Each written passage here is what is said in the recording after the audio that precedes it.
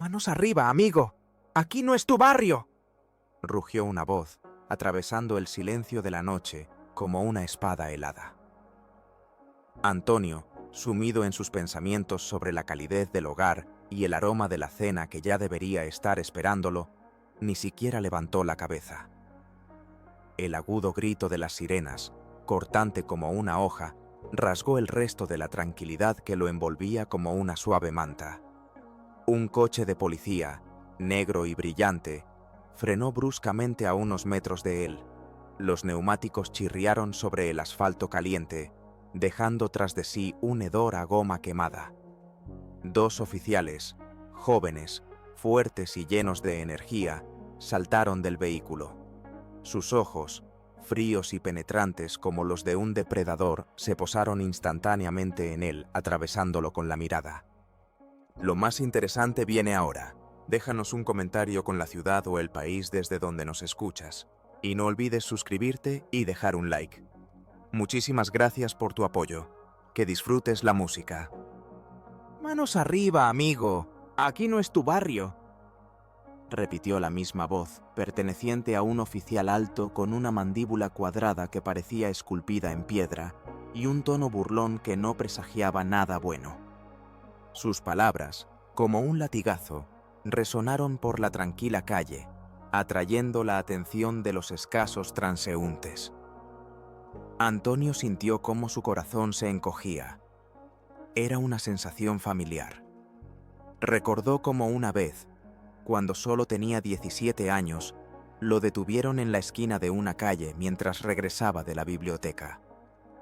Los oficiales registraron su mochila, vaciando todos sus libros sobre la acera sucia, y se rieron de sus intentos de explicar que solo estaba estudiando.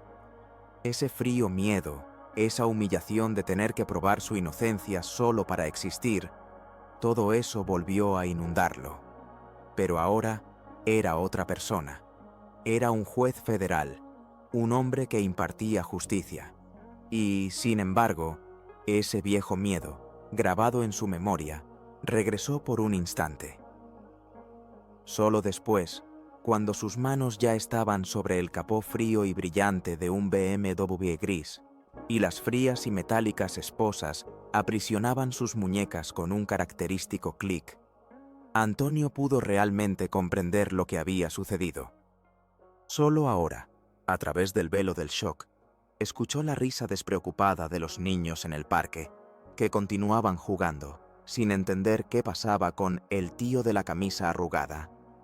Sus voces alegres, llenas de felicidad, parecían un disonante contraste con lo que sucedía.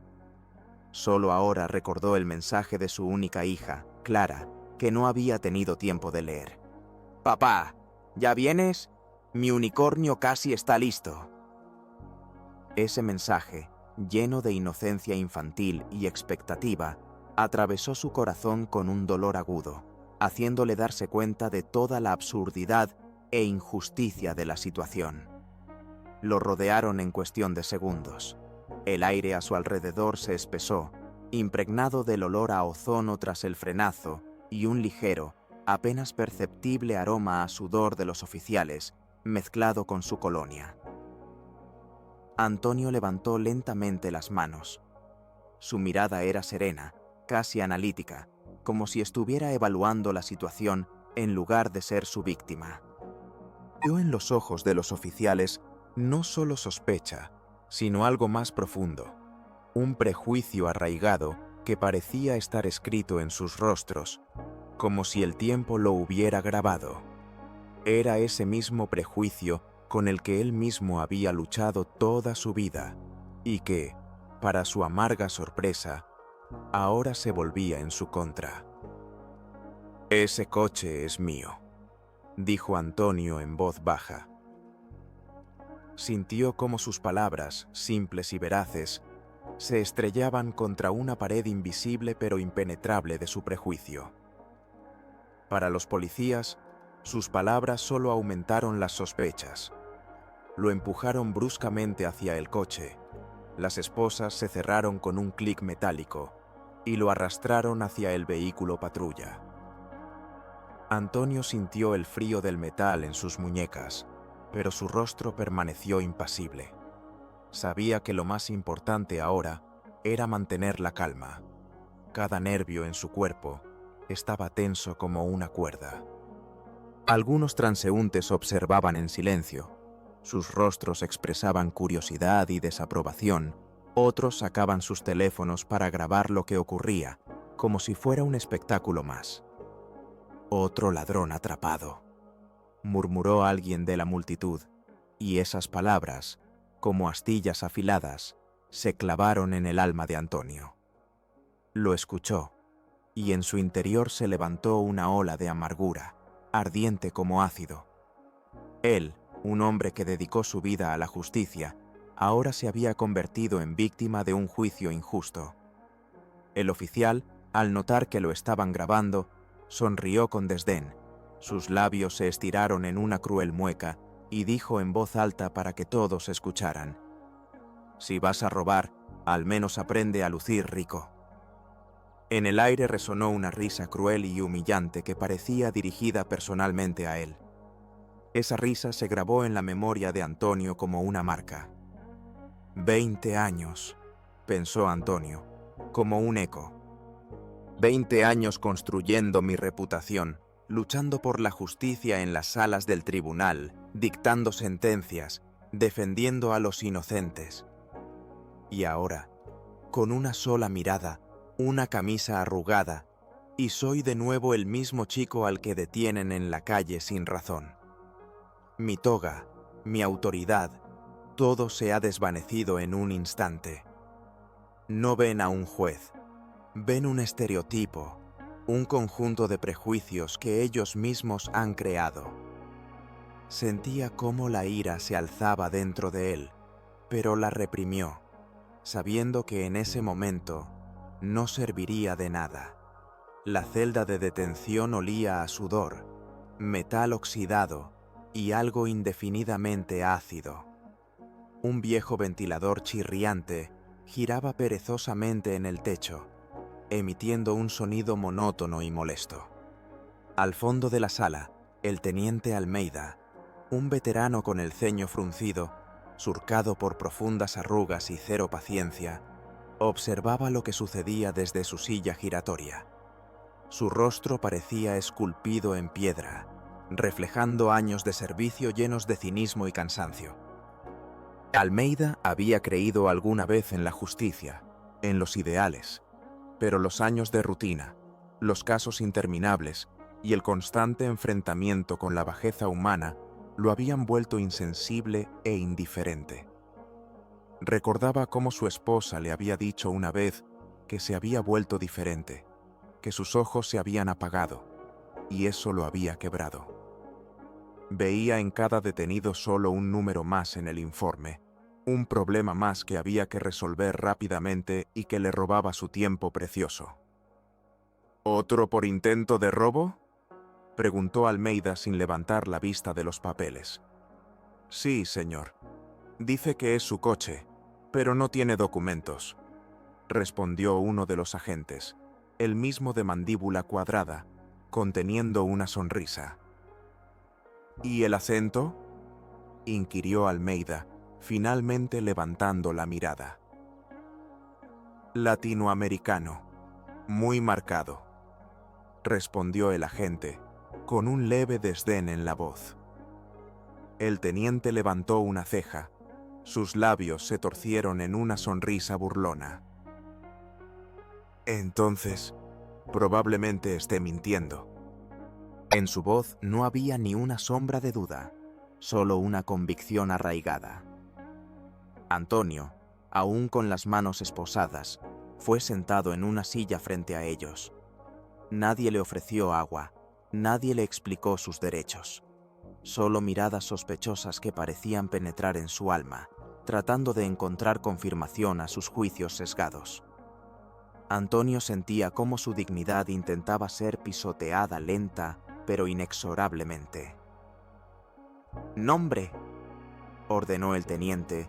Su tono era agudo, no tolerante a objeciones. «Antonio Herrera», respondió Antonio. Dentro de él, una tormenta hervía. pero se obligaba a mantenerse tranquilo. Sentía cómo su orgullo, su trabajo de años, su estatus, todo intentaba ser borrado de un solo golpe. Recordó las palabras de su mentor, el viejo juez Ricardo. En la sala del tribunal, tu principal arma es tu calma y tu lógica. Las emociones son el enemigo. Se aferró a esas palabras como a un salvavidas. ¿Profesión?, continuó Almeida, con un tono claramente burlón. Juez federal, respondió Antonio.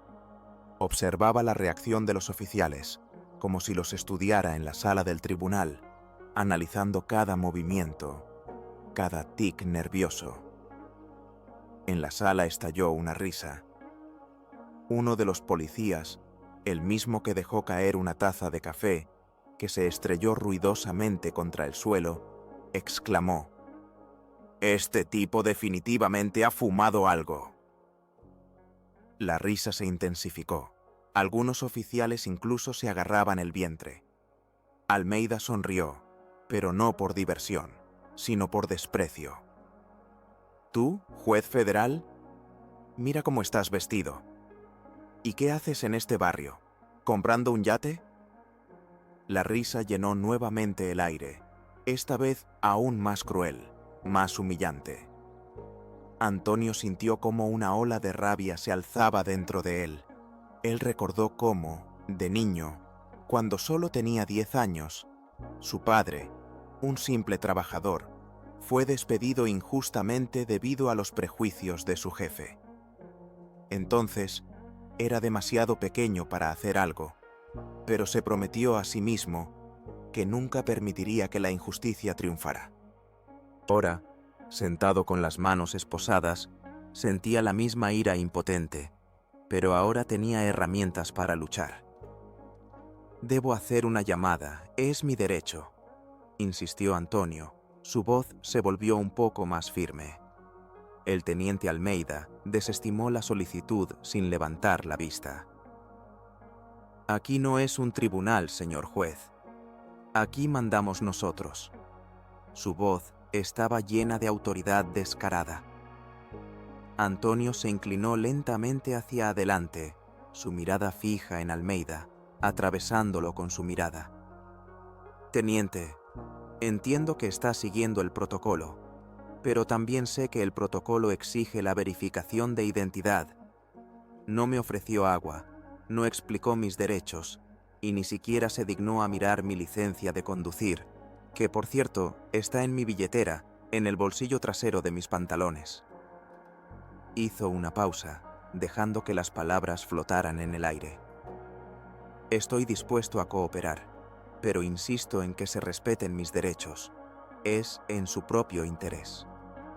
Almeida levantó la vista. Su expresión mostraba irritación. «No nos enseñes a trabajar, amigo. Sabemos lo que hacemos». «Quizás lo sepan», respondió Antonio con calma. «Pero ahora mismo están violando varias leyes federales. Y créanme, sé de lo que hablo». Dejó que esas palabras flotaran en el aire, como una amenaza invisible. La habitación se volvió más silenciosa, las risas se apagaron, y solo el zumbido del ventilador interrumpía el pesado silencio. Antonio permanecía en silencio, observando cada movimiento, cada palabra de los oficiales, no por miedo, sino por estrategia. Sabía que cada minuto que pasaba, sin que lo escucharan, jugaba a su favor. Él era el juez, y entendía cómo funcionaban los procesos legales, cómo se recopilaban las pruebas, cómo se formaba un caso. Sabía que sus errores, sus prejuicios, su violación de procedimientos serían sus principales argumentos. Esperaba el momento perfecto para asestar el golpe decisivo. Y ese momento llegó. Cuando vio al oficial hurgando en su mochila sin permiso, sacando su cuaderno de notas y arrojándolo descuidadamente sobre la mesa, algo cambió en su mirada. Sus ojos, que antes estaban tranquilos, brillaron con un destello frío y acerado. No era solo un cuaderno, era su herramienta de trabajo, que contenía información confidencial sobre casos actuales. Era una violación grosera que no podía ser perdonada. «Ese cuaderno contiene información judicial confidencial», dijo Antonio con voz firme, sin elevar el tono, pero con una autoridad que no podía ser ignorada.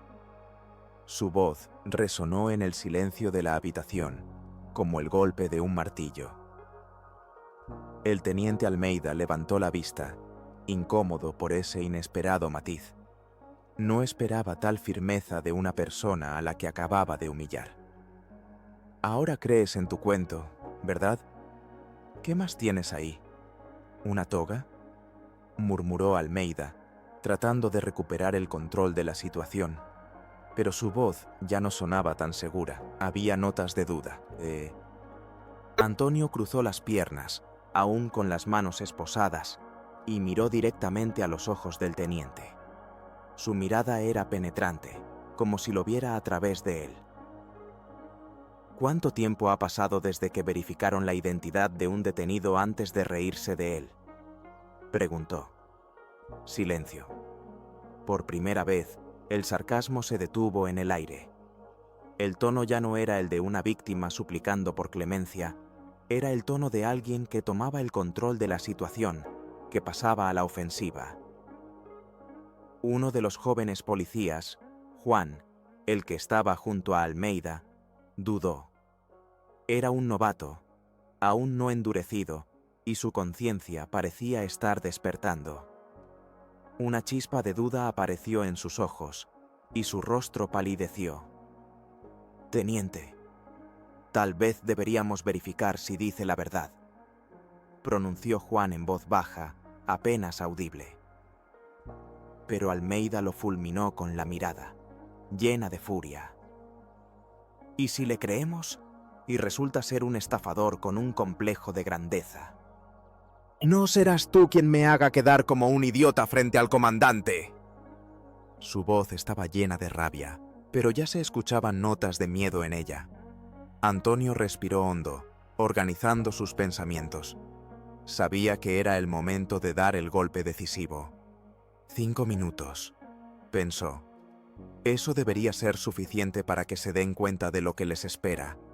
No solo estoy amenazando, estoy advirtiendo, y sé que temen las consecuencias más que reconocer su error. Tienen exactamente 5 minutos para verificar mi nombre, dijo Antonio. Su voz era clara y medida, como un metrónomo contando los últimos segundos. Si después de esto continúan negándome mis derechos, se convertirán en sujetos de una demanda federal, no por sesgo, sino por negligencia intencionada. Yo, el juez federal Antonio Herrera, se los garantizo. La risa se detuvo por completo. Las miradas comenzaron a cruzarse entre los oficiales, llenas de inquietud y miedo. Esa frase, demanda federal, tenía un peso diferente, viniendo de los labios de este hombre. No sonaba como una amenaza vacía, sonaba como un reloj que acababa de comenzar su cuenta regresiva. Y por primera vez comenzaron a sentir que, quizás, solo quizás, se habían equivocado de oponente. La tensión colgaba en el aire. Cada oficial sentía el frío helado del miedo que les atravesaba hasta los huesos. El joven oficial, Juan, que hasta ese momento había dudado, fue el primero en moverse. Su rostro estaba pálido, sus manos temblaban ligeramente. Se acercó a la computadora con cierta inquietud y comenzó a teclear el nombre. Antonio Herrera. Presionó Enter. Los segundos se alargaban, como si el silencio pesara toneladas, y cada latido de su corazón resonaba en la habitación. En la pantalla comenzaron a aparecer resultados. Al principio, nada parecía importante, pero de repente una línea de texto hizo que su rostro se pusiera aún más pálido y sus ojos se agrandaran de terror. Teniente, hay un Antonio Herrera registrado como juez federal, asignado al Distrito Central. El mismo nombre, la fecha de nacimiento coincide, la foto también, susurró Juan, su voz apenas audible. Almeida se levantó de golpe de la silla, derribándola con estruendo. ¿Qué dijiste?, gritó. Sus ojos se agrandaron de horror y su rostro se deformó por el pánico. El joven giró el monitor y ahí estaba. La fotografía de Antonio, vestido con una toga negra, prestando juramento ante el tribunal. La misma sonrisa firme pero serena, la misma mirada penetrante. El silencio era absoluto, solo se oía el zumbido del ventilador, que ahora parecía ensordecedor. No, esto no puede ser, pensaba Almeida frenéticamente. Su cerebro funcionaba al límite. Es un error, una coincidencia. No puede ser. Un juez. Mi carrera. Todos mis 30 años de servicio. Todo lo que he construido. Su rostro se deformó por el conflicto interno, al darse cuenta de que su mundo se estaba desmoronando. Eso no prueba nada. Puede ser una coincidencia, un nombre común, murmuró, pero su voz temblaba, traicionando el pánico que lo había abrumado. Antonio no titubeó. Observaba su pánico con un frío cálculo. En el bolsillo lateral de mi mochila hay una tarjeta de crédito con holograma y mi pase para el edificio del tribunal. ¿Por qué no los revisan?, sugirió. Otro oficial, más experimentado, sacó lentamente los documentos. Sus manos temblaban mientras verificaba la autenticidad. Después de la verificación, la tensión se convirtió en pánico. Es auténtico, teniente, y tiene nivel de acceso federal, dijo, su voz llena de horror y sus ojos agrandados. Uno de los oficiales más burlones, el que se había reído más fuerte, se apoyó contra la pared, como si le faltara el aire. Su rostro era de un gris ceniciento, y su respiración estaba entrecortada. Pero él estaba en un BMW. ¿No fue robado?, murmuró, tratando de encontrar alguna excusa. Antonio sonrió por primera vez, pero no era una sonrisa alegre, era una sonrisa de superioridad. Pueden verificar la matrícula. Ahí está mi nombre. Los números están actualizados. Y si revisan las cámaras del centro comercial, verán que entré por la puerta principal, saludando al portero, que, por cierto, me conoce, e incluso bromeé con él sobre fútbol. Cada frase era otra piedra cayendo sobre la torre de prejuicios que habían construido, desmoronándola hasta los cimientos. Él ya no era simplemente otro detenido, era un hombre con pruebas irrefutables, con argumentos sólidos, con un poder indiscutible. Y lo más devastador, cada error que cometieron fue registrado, y era solo cuestión de tiempo antes de que saliera a la luz. Estamos en serios problemas, murmuró uno de los oficiales, su voz llena de desesperación y sus hombros caídos. Mientras la atmósfera se calentaba, uno de los agentes, visiblemente nervioso, recordó algo. ¿Y qué pasa con la cámara corporal, teniente? No estaba activa durante la detención, dijo en voz baja, su voz temblando. Almeida frunció el ceño. Sus ojos se movían, tratando de encontrar una salida. No hay necesidad de verificar eso ahora, respondió bruscamente, intentando deshacerse del tema. Pero ya era demasiado tarde. El joven oficial, Juan, el mismo que sintió una punzada de conciencia, dio un paso adelante. Su corazón latía con fuerza, pero sabía que era su única oportunidad de hacer lo correcto, incluso si eso le costaba la carrera. Conectó la cámara al sistema. «Juan, ¿qué estás haciendo?», susurró Almeida, sus ojos entrecerrados. «Debemos hacerlo, teniente. Es protocolo», respondió Juan, su voz temblando, pero no retrocedió. Presionó el botón. En la pantalla apareció el video de la detención con un sonido nítido. Se escuchó un leve crujido, luego la voz de un oficial, distorsionada por el altavoz, pero clara. Allí estaban todos los comentarios sarcásticos, burlas, risas y lo más serio. El momento exacto en que uno de los oficiales abrió la mochila de Antonio sin orden ni consentimiento. «Esto es un registro sin causa suficiente», murmuró Antonio, mientras todos observaban, ya sin ocultar su incomodidad. Sus rostros estaban llenos de vergüenza y horror. En el aire se podía sentir un miedo que parecía palpable. El video también mostró algo que ninguno de ellos había notado. El reloj de Antonio, un modelo exclusivo con una grabación personalizada en la parte posterior. «Gracias por tu justicia, papá. Clara». Un regalo de su hija, un símbolo invaluable de su conexión, algo que nadie en su sano juicio robaría o guardaría con tal nivel de detalle emocional. Pero el golpe final llegó cuando el mismo video captó a un testigo intentando acercarse durante la detención.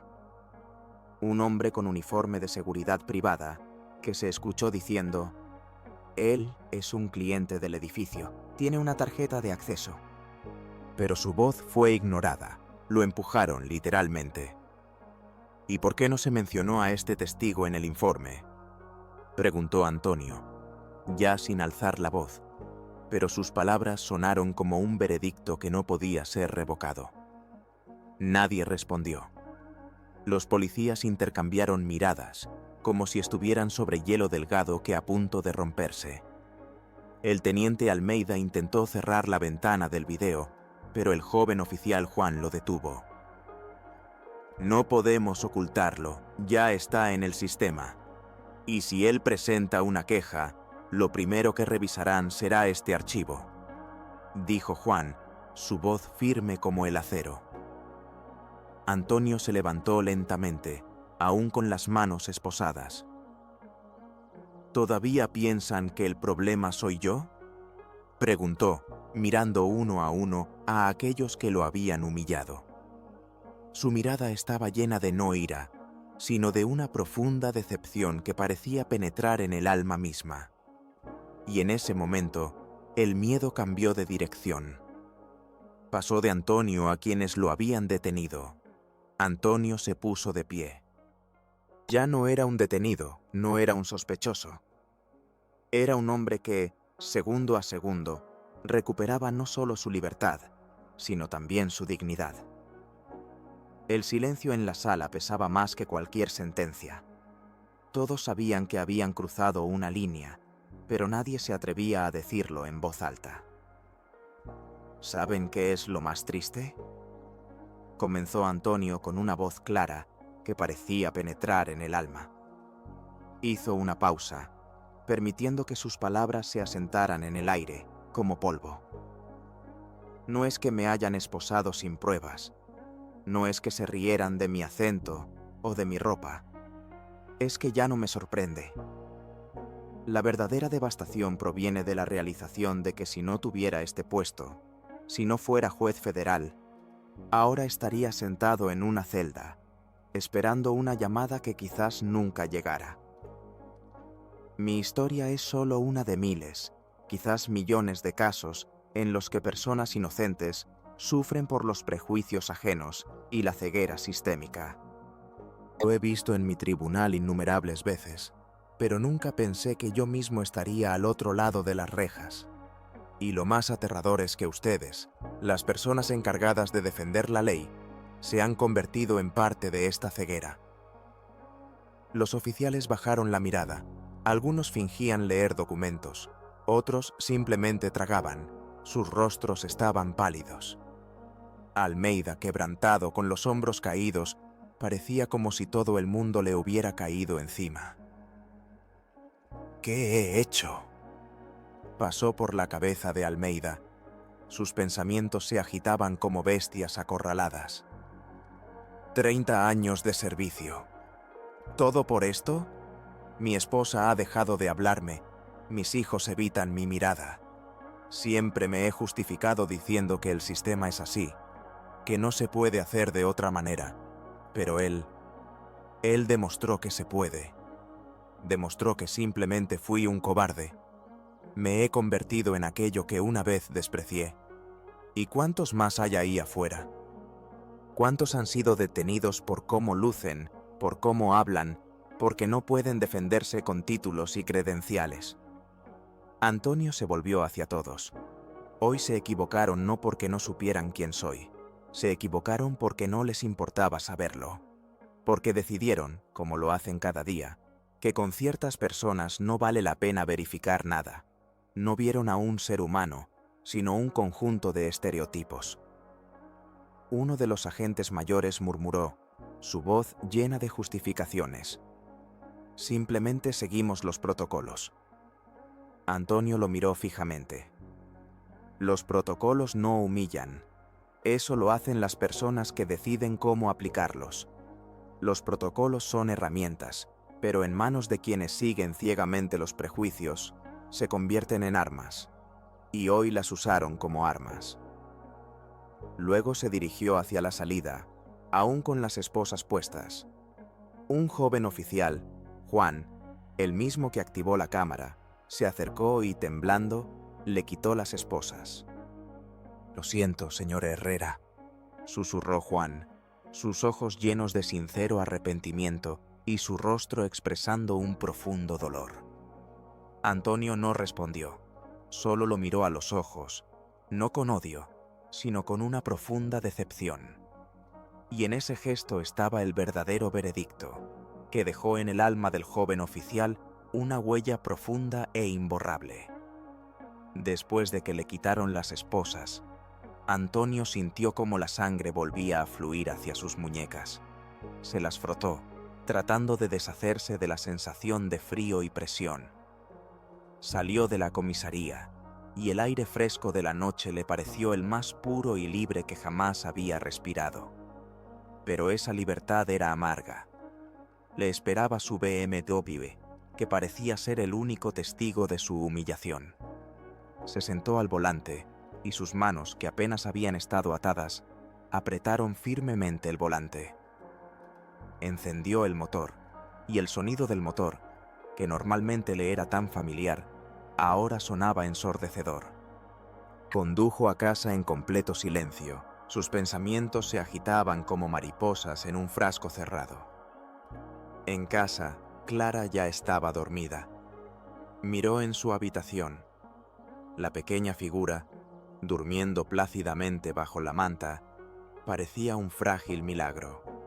Arregló la manta que se había caído y la besó suavemente en la frente.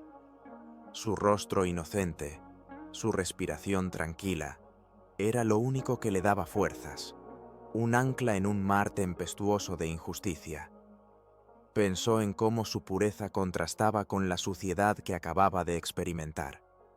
¿Cómo podría protegerla del mundo que tan fácilmente juzga por la apariencia? Se sentía cansado, pero no era el cansancio que se siente después de un largo día de trabajo. Era el cansancio de la injusticia, de la lucha, de la realización de cuán frágil es la justicia en este mundo. Se acostó en la cama, pero el sueño no venía. Las imágenes de los policías, sus burlas, la risa de Almeida, todo giraba en su cabeza, sin darle paz. Él pasó el resto de la noche mirando al techo, reflexionando sobre lo que había sucedido y sobre lo que debía hacer. Un domingo cualquiera, unos días después del incidente, Antonio paseaba por el parque cerca de su casa. Estaba vestido, como siempre, de manera sencilla.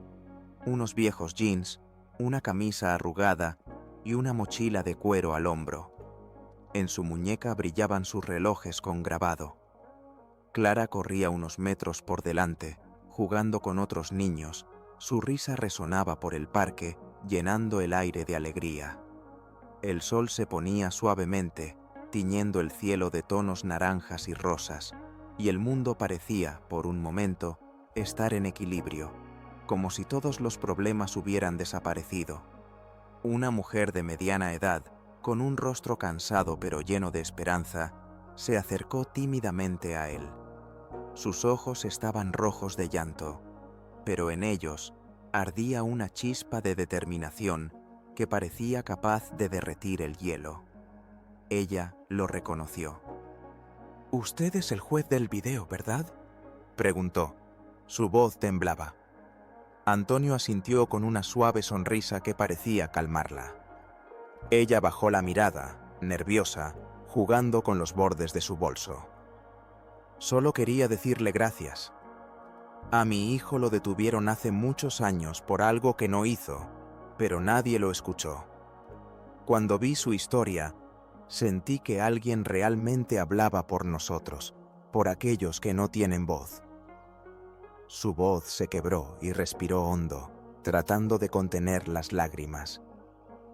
Mi hijo, Andrés, solo tenía 19 años. Un chico talentoso, soñaba con ser ingeniero. Lo acusaron de un robo que no cometió. La policía simplemente no quería escuchar. Lleva 3 años en prisión. Su historia es tan parecida a la suya, pero con un desenlace trágico. A usted lo escucharon porque es juez. A mi hijo nadie lo escuchó. Antonio tomó su mano con respeto. Su toque era cálido y reconfortante. Ahora nos escuchan porque usted también ha hablado, compartiendo su historia. Cada una de estas historias, cada intento de ser escuchado, crea una ola de cambios. Su valentía inspirará a otros. Regresó a casa, pero ya no podía alegrarse. Las palabras de la mujer resonaban en su cabeza. A usted lo escucharon porque es juez. A mi hijo nadie lo escuchó. Recordaba su experiencia, la humillación, el miedo, su victoria personal, que parecía tan significativa, ahora se sentía incompleta, inacabada. Sentía sobre sí la responsabilidad de aquellos que no podían hablar por sí mismos, que estaban aplastados por el sistema que él había jurado proteger. Clara vio que su padre estaba preocupado por algo. Se acercó a él, su pequeña mano se posó en su rodilla, como tratando de consolarlo. «Papá, ¿ayudaste a esa mujer?», preguntó Clara. Sus ojos estaban llenos de una sabiduría infantil que parecía penetrar en el alma misma. Antonio respiró hondo. «Solo he comenzado, querida. Su hijo, Andrés, está injustamente en prisión. Su historia es muy parecida a la mía, pero él no tuvo la suerte que tuve yo. Debo ayudarlo para que su historia no se repita, para que no lo rompan». Clara lo abrazó con fuerza. «Sé que puedes, papá. Tú eres juez».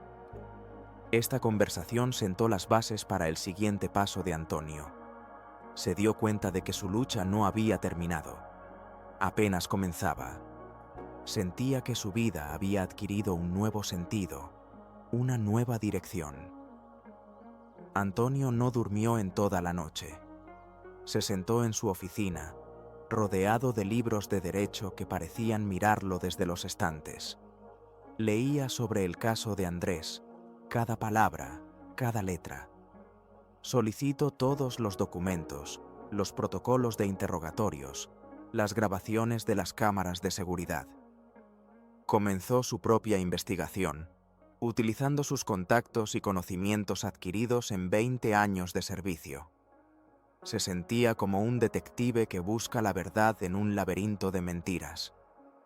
Los primeros pasos fueron difíciles, como si estuviera atravesando una densa niebla. Revisaba antiguos informes policiales, en los que había muchas incongruencias.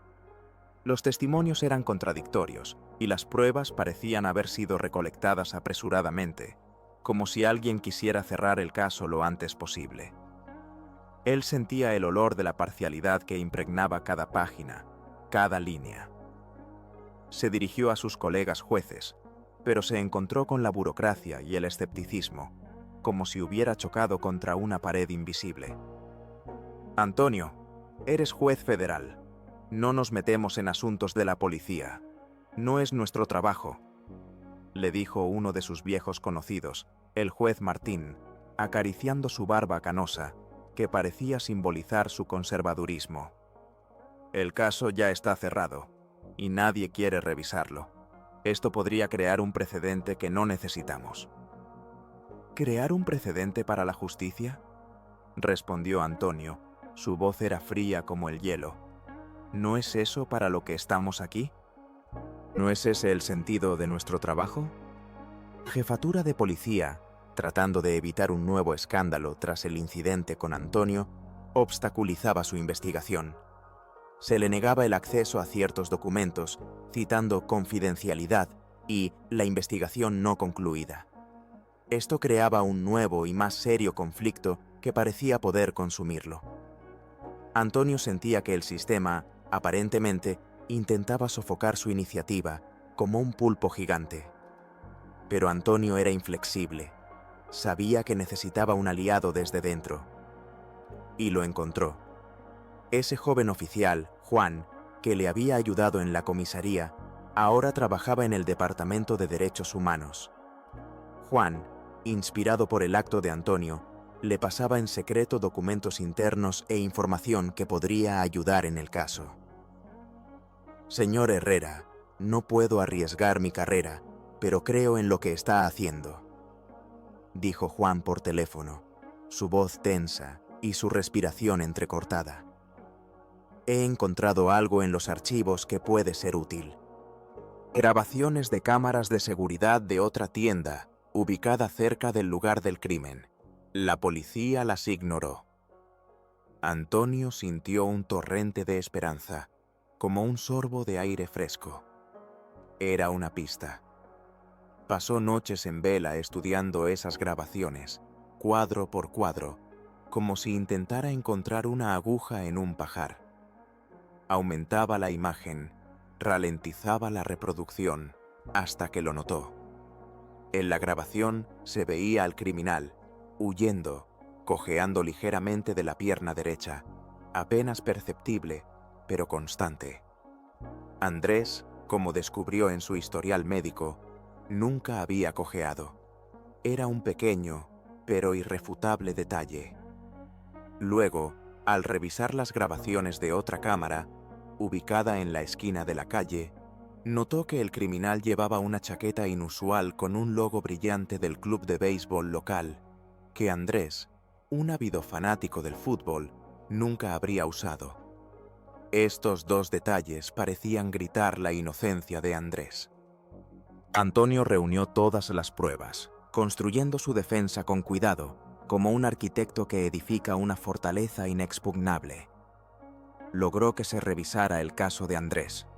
Era sin precedentes, algo que no sucedía en décadas.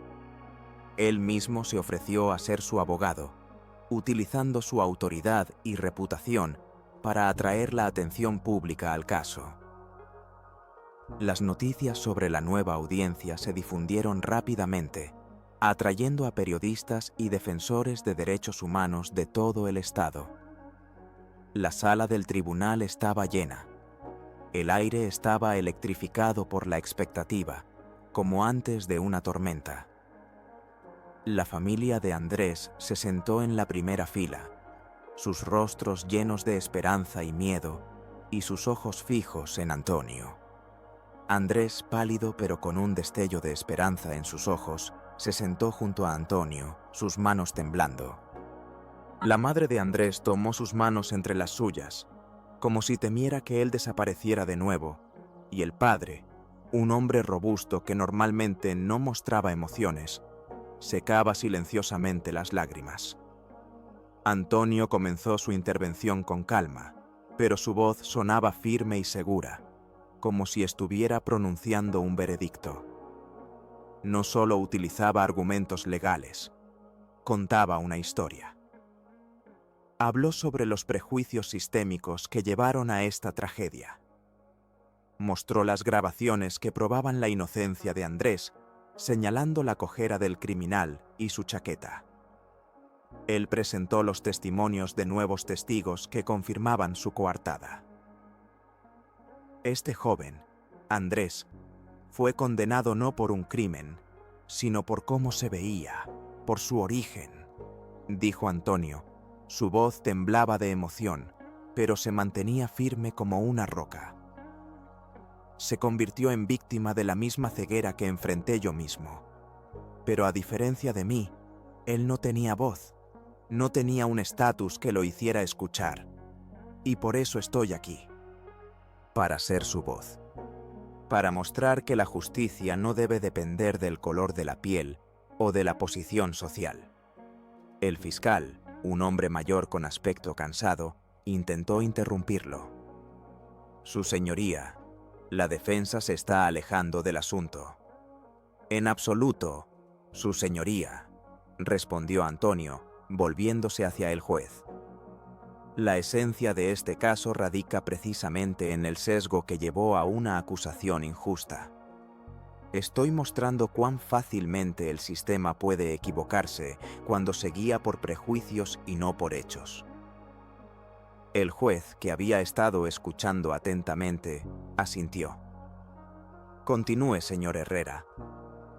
Antonio prosiguió, hablando del dolor de la familia de Andrés, de los años perdidos de su vida, de los sueños destruidos. En la sala del tribunal reinaba un silencio absoluto.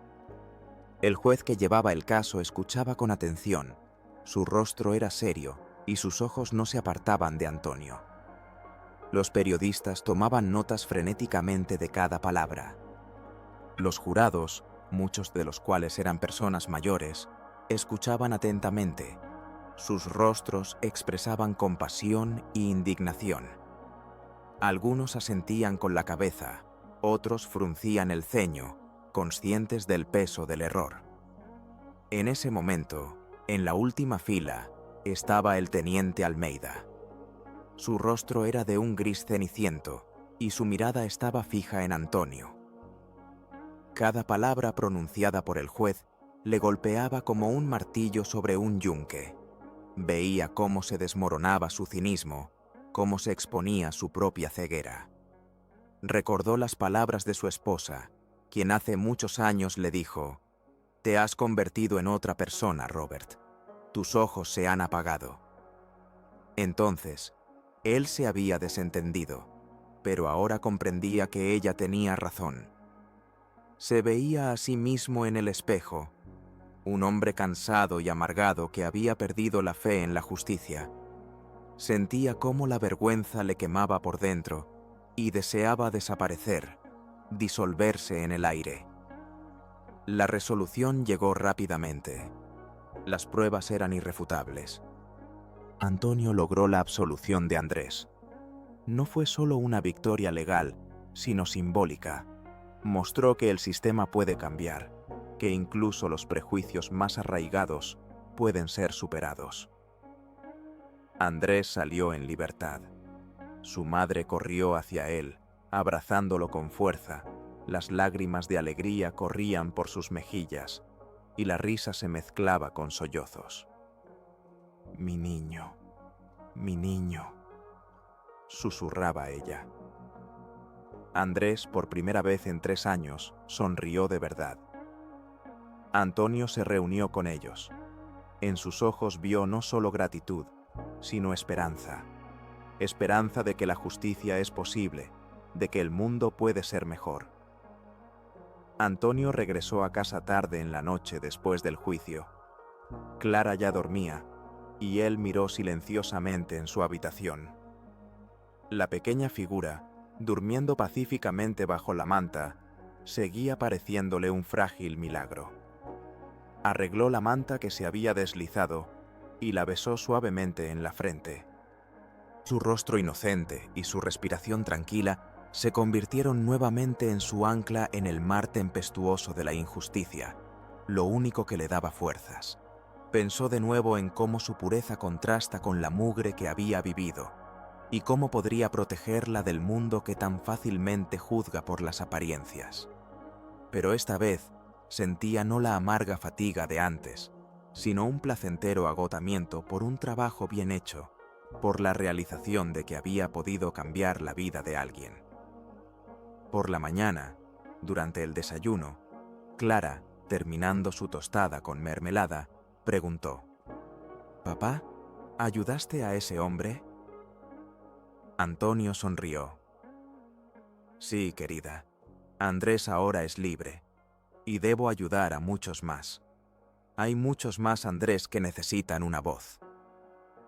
Clara, sentada a la mesa, comenzó a dibujar. Primero dibujó un gran y hermoso unicornio, y luego, junto a él, una figura de un hombre con una capa ondeante, con un rostro firme pero amable. Era su papá. En cuanto al teniente Almeida, su carrera, como Antonio había predicho, se derrumbó. La investigación interna, iniciada tras el incidente con el juez, reveló numerosas violaciones. Fue suspendido de su cargo y luego despedido. Su esposa, que se había distanciado de él desde hacía tiempo, solicitó el divorcio. Almeida, quebrantado y solo, intentó encontrar consuelo en el alcohol, pero cada sorbo solo intensificaba su vergüenza y arrepentimiento. Se convirtió en un recordatorio viviente de lo fácil que es perderse a uno mismo, cediendo al cinismo y los prejuicios.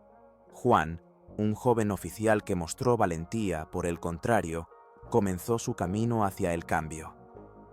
Permaneció en el Departamento de Derechos Humanos y se involucró activamente en las reformas. Tuvo que enfrentarse a la resistencia de la vieja guardia, a burlas y sabotajes, pero no se rindió.